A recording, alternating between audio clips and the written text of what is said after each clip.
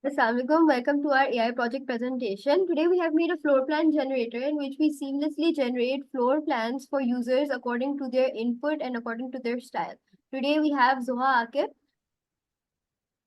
and Farah Inayat. Under the supervision of Sir Ali Raza, we have done this project. yes, and we will start to begin our demo. So this is the front slide of our program. The name of our company is Designing Well. Our slogan is creating space, creating comfort. So it begins with some motivation, and this is some sliding windows in which you can see the aim of our project. And let's begin designing one of them. So the first one that we will be designing is uh, welcome to our project. Let's design. So first we will enter some total area that we want. So for example, we end that our area is 2000. Enter. So here you can see that here they are the options of which rooms we can generate. For example, we can generate a kitchen, drawing room, balcony, master bedroom, garage, and so on. And you can choose any of them and however many of them and of whatever size you would like. You can see the size here. You can see the total area that you've entered, the number of rooms you have added, and up till now, the total area of those rooms, and how many area you have left. It is recommended to leave about 300 to 500 area at least left so that it can be a better adjustment of your rooms on the floor. So first we will add a garage. So I say I need a garage and I need one of them. And I need them of size 1, which is approximately 120 area. So I enter 1 and I can see that one room has been added. Then I add a kitchen. So I go to kitchen, I add 1. Then I add size 1. And then I add a lounge area. So lounge area approximately 250. So I add 1. And then I add size 1. Now, to generate your floor plan, you will press the button generate. So when you press the button generate, it goes into the Python file and it generates a Python file and it generates a floor plan. On to Farah. Okay, so because we entered three type of rooms, garage, kitchen, and lounge area, we could have had 6 home designs, but there are only 2. Why? Because we had a constraint that the garage, if it does exist in the design, it should be at the start, because garages is where usually they exist. So now we have 2 designs only out of 6 which are displayed. You can see the first design, and then we can also see the second design. So here you can vote, you can rate for your designs. And if, for example, if I rate 2 for this one and I like this one much better that the kitchen is next to the lounge, so I can rate this 5. And when you're done viewing all your designs, you can end the program. And when you end the program, you can see right here that a file has been created using this date. So if I go into main and I analyze my file. So my file, the time right now is 7:57. So I open the 7:57 txt file and I can see that the garage, kitchen, lounge area has a rating of 5 and the garage, lounge area, kitchen has a rating of 2 and the average rating is approximately 3.5. So this also takes users input into knowledge. So let's do another one. So I go back to design and start and I press 2000, for example, as my area. And I see this one, I'm going to add a garage. Now we are doing several examples so that you can see the constraints that we have applied and how AI is working on them. So we do a kitchen as well. We do a kitchen as well. And then we do a balcony.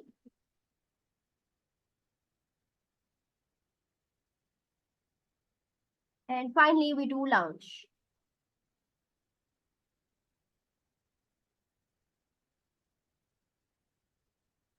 Now let's generate.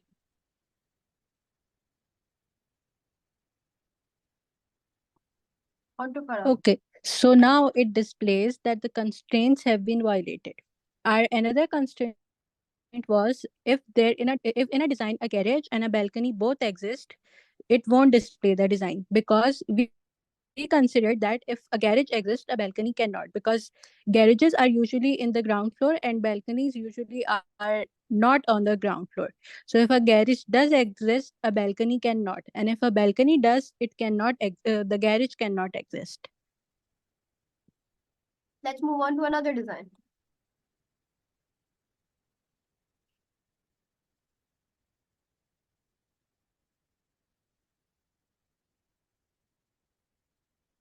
Now we will create a normal floor plan of a house, of a home. So first, a normal home has a garage, and it has a kitchen.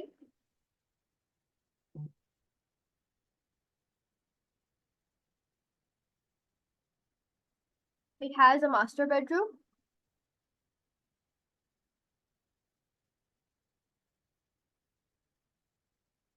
and it has a regular bedroom,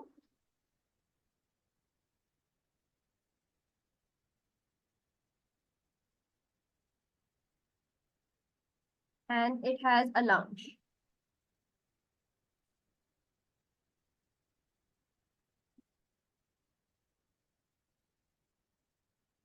Okay, let's generate.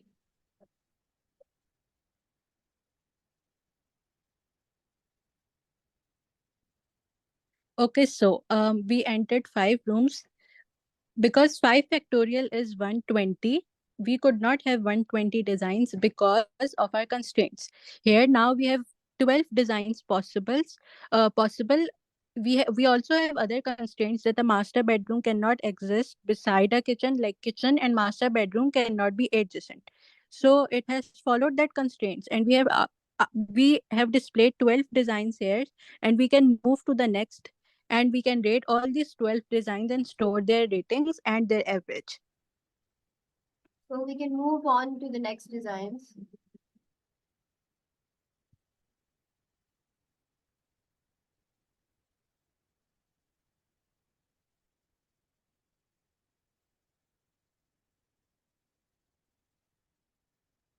So these are all the designs. This is an average home plan. Okay. So let's begin with Okay, our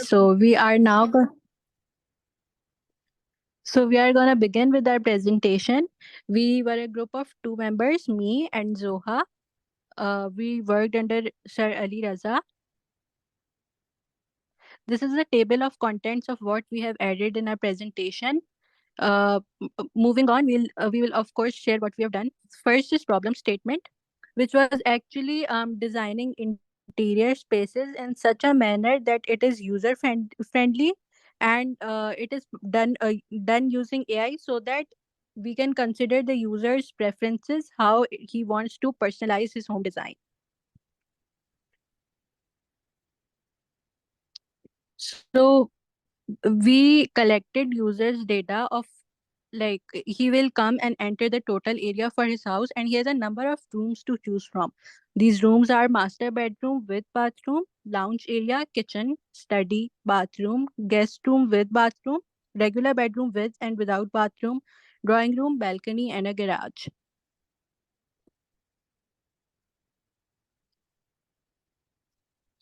So our constraints, like for and master bedroom with, this array means is, like, at index 1, kitchen and master bedroom with bathroom cannot be adjacent to each other. Similarly, at index 2, store and master bedroom with bathroom cannot be adjacent to each other. Like, kitchen and master bedroom cannot be together at all, like not even up and down or left and right, in this way.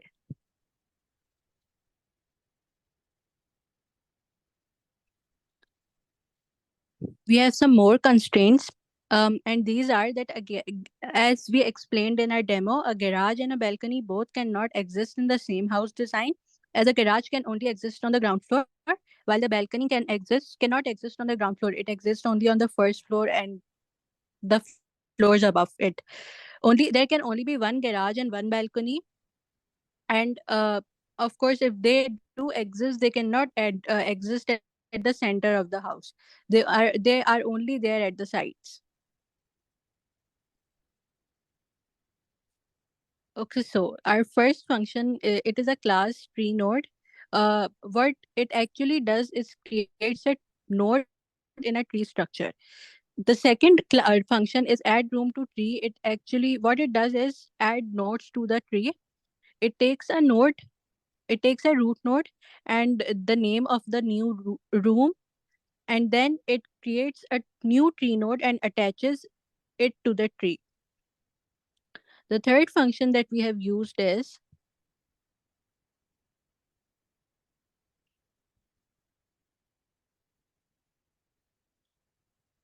build room design. This is a recursive function. It actually builds a list, i.e., a tree representing the whole design of rooms. It starts with a tree node and appends rest of the rooms to this uh, root node. It then calls itself so that it can attach another child node to the current node. It then returns the whole room design, i.e., it returns the whole tree. This is a check constraints function, and it has another function inside it, which is DFS. Because we have used DFS, we have done CSP, i.e., constraint satisfaction problem, through backtracking. What this function is doing is, first, it checks if the current room is a balcony, then it increases the count of the balcony. Then it checks if the current room is a garage, it increases the count of the garage. And then it checks if both the balcony and the garage, their count, both of their count is greater than one, so it returns a false. If either one of them has a count greater than one, matlab, if the garage, there are two garages or there are two balconies, it then also returns a false. Also, then it takes into account the constraint array which we showed before, and then through backtracking and through rearranging rooms, which will we will show in the next slide, it satisfies all the constraints and returns only that tree which is satisfying all of our constraints. Further on, the next function is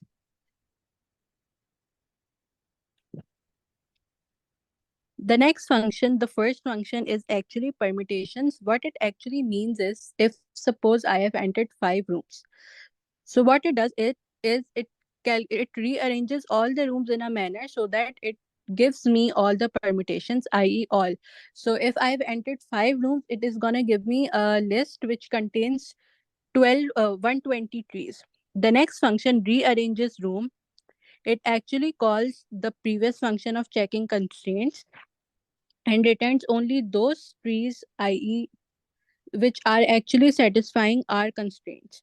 So, you can see the for loop here. It takes one permutation from room permutations and then checks that if it is satisfying all the constraints, it adds to a new list and then returns that whole list. Designs dot appends is what actually it is doing. It is storing the valid permutation, and then the whole list, which is named as room designs, it is returning that list. So in the main, what we have done is, it calls it gives an array which is done through the user's input.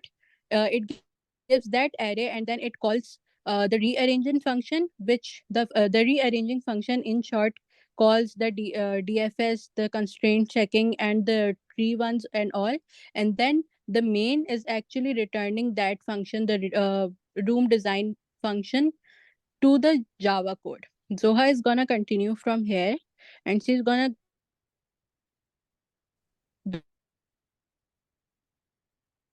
Okay, so the Java function, that is the front end of the code. Now let's see it. First of all, the program begins at application window. There's a big window that controls two aspects, welcome and design. So there are two classes, design window and welcome window. So what the welcome window does is the welcome window displays what slides we have and what the program is doing. It's just a user interface to interact with the user to show what's happening. The design window takes care of all the inputs and how to generate the floor plan. So First, you are welcome. You are brought to a screen, at a welcome screen, in which this is to welcome the user, and they first start entering the total area of their floor. So this is also done as a keypad. This is a keypad which is also made by Java and is also made by GUI. So when the user enters its total area, he is brought with a range of room options that they can choose from. These are also buttons that the user can press and enter the size and quantity of they want. So it also has other features that it can display on spot with the user, that whatever rooms they add, it displays the total room count, it displays the total area of the rooms, it displays how much area you have left. So it is recommended to leave at least 300 to 500, as I said you during the demo as well, to ensure proper room distribution, because we don't want any of the rooms outside of the floor. After that, when you've entered all your button, you've clicked all the required rooms that you want, and you've explored them, and you've entered the size and quantity that you want, you press generate.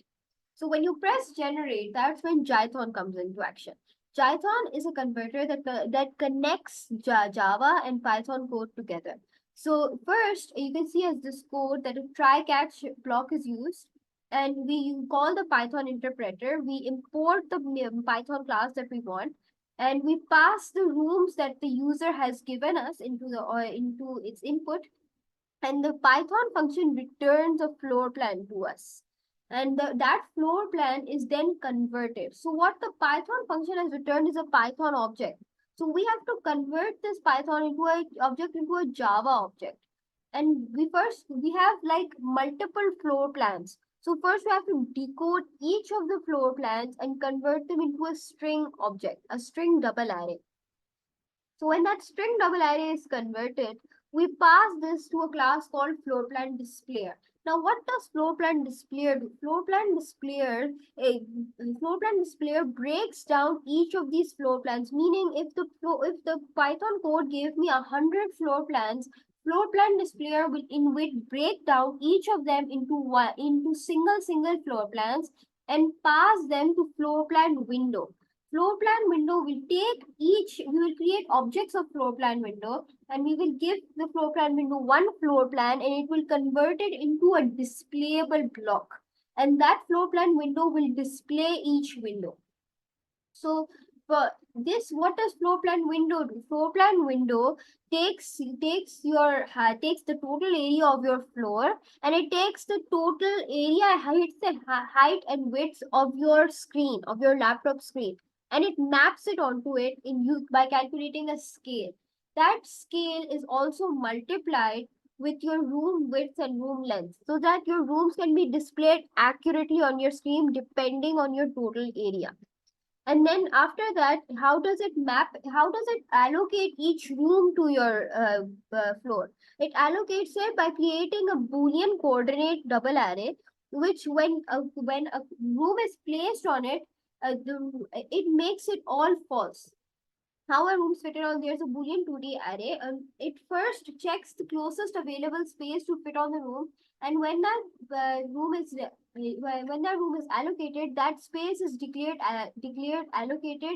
occupied by making it true.